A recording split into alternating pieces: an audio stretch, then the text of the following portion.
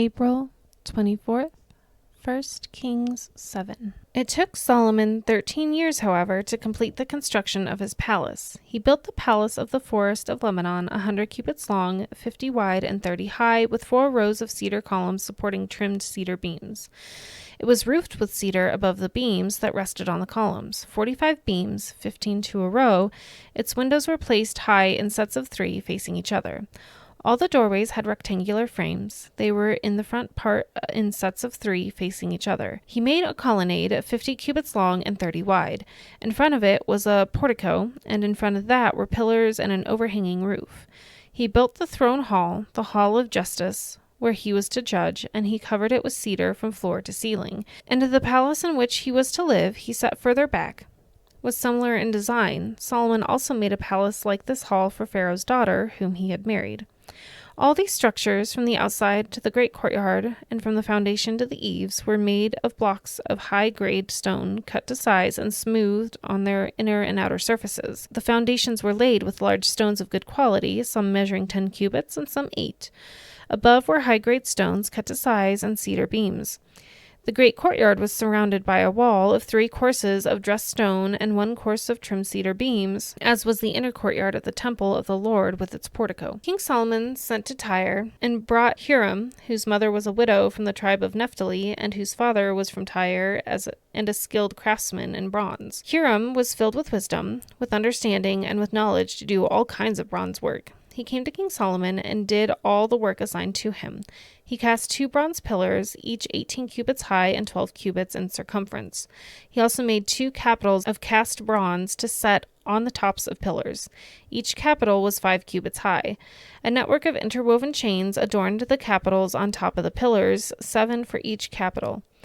He made pomegranates in 2 rows encircling each other to decorate the capitals on top of the pillars. He did the same for each capital. The capitals on top of the pillars in the portico were in the shape of lilies, 4 cubits high. On the capitals of both the pillars above the bowl-shaped part next to the network were 200 pomegranates in rows all around. He erected the pillars at the portico of the temple. The pillar to the south he named Jachin, and the one to the north Boaz. The capitals on top were in the shape of lilies. And so the work on the pillars was completed. He made the sea of cast metal, circular in shape, measuring 10 cubits from rim to rim and 5 cubits high. It took a line of 30 cubits to measure around it. Below the rim, gourds encircled it, 10 to a cubit. The gourds were cast in 2 rows in one piece with the sea. The sea stood on 12 bowls, 3 facing north, 3 facing west, 3 facing south, and 3 facing east. The sea rested on top of them, and their hind quarters were toward the center. It was a handbreadth in thickness, and its rim was like the rim of a cup, like a lily blossom. It held 2,000 baths. He also made 10 movable stands of bronze. Each was 4 cubits long, 4 wide, and 3 high. This is how the stands were made. They had side panels attached to uprights. On the panels between the uprights were lions, bulls, and cherubim, and on the uprights as well. Above and below the lions and bulls were wreaths of hammered work. Each stand had 4 bronze wheels and 4 bronze axles, and each had a basin resting on 4 supports, cast with wreaths on each side. On the inside of the stand, there was an opening that had a circular frame 1 cubit deep. This opening was round, and with its base work it measured 1.5 cubits. Around its opening there was engraving.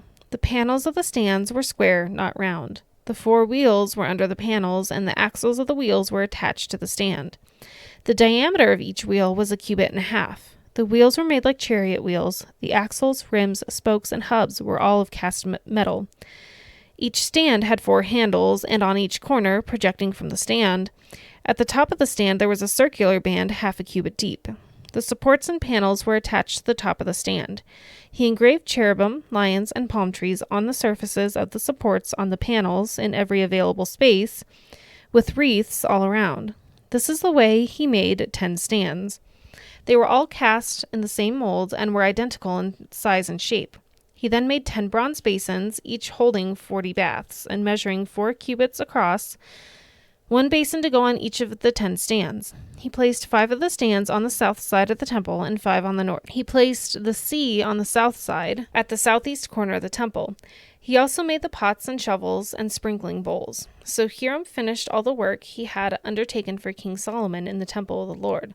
The 2 pillars, the 2 bowl-shaped capitals on top of the pillars, the 2 sets of network decorating the 2 bowl-shaped capitals on top of the pillars, the 400 pomegranates for the 2 sets of network, 2 rows of pomegranates for each network decorating the bowl-shaped capitals on top of the pillars, the 10 stands with their 10 basins, the sea and the 12 bowls under it, the pots, shovels, and sprinkling bowls. All these objects that Hiram made for King Solomon for the temple of the Lord were of burnished bronze.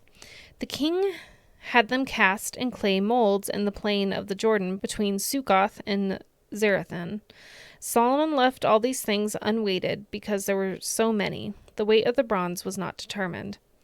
Solomon also made all the furnishings that were the Lord's temple: the golden altar, the golden table on which was the bread of presence, the lampstand of pure gold, 5 on the right and 5 on the left in front of the inner sanctuary, the gold floral work and lamps and tongs, the pure gold basins, wick trimmers, sprinkling bowls, dishes, and censers, and the gold sockets for the doors of the innermost room, the most holy place, and also for the doors of the main hall of the temple.